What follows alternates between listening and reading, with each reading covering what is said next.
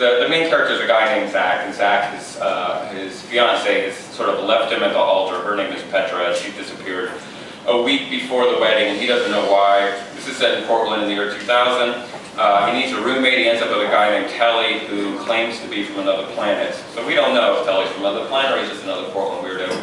And so this scene, I'm going to read this scene, it takes place at called the Palais, which looks strangely like the Crystal Ballroom.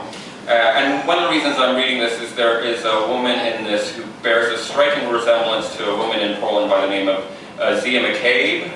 You might know she's in a band called the Dandy Warhols, and around the time that I wrote this, I had a very unhealthy obsession with her. And I thought the best way to have a relationship with her was to write a book in which she was a character.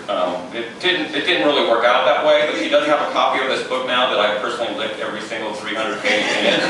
So it's almost like a relationship, almost.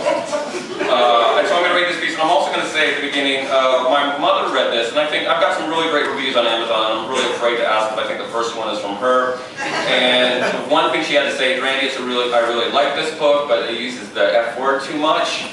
And so I'll tell her what I'll tell you tonight, which is I'm writing about some very bad people. You don't want to be like these bad people.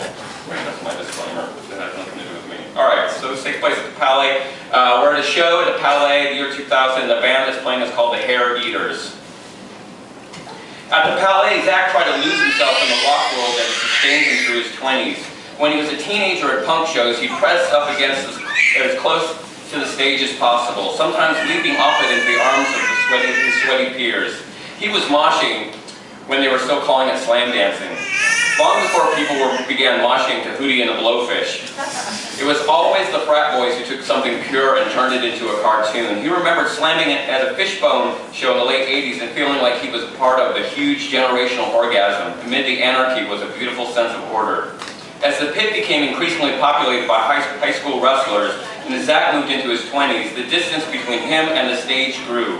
Where once he couldn't get close enough to the band, now he settled for the second row of viewers who stood back and let the kids do their thing. Occasionally, he would play the role in the buffer zone, dividing the moshers from the hipsters, getting out his aggression by pushing the very unpunked punks towards the stage.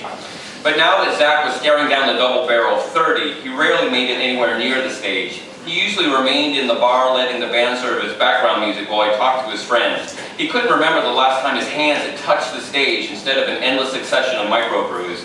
Extrapolating from this trend, Zach predicted that by age 35 he'd only get as close as the parking lot of any given gig, listening into the air vents with a bottle of Mad Dog. The scene had a way of putting old hipsters out to pasture. They just kept moving farther and farther away from the music until it just made more sense to stay home and die.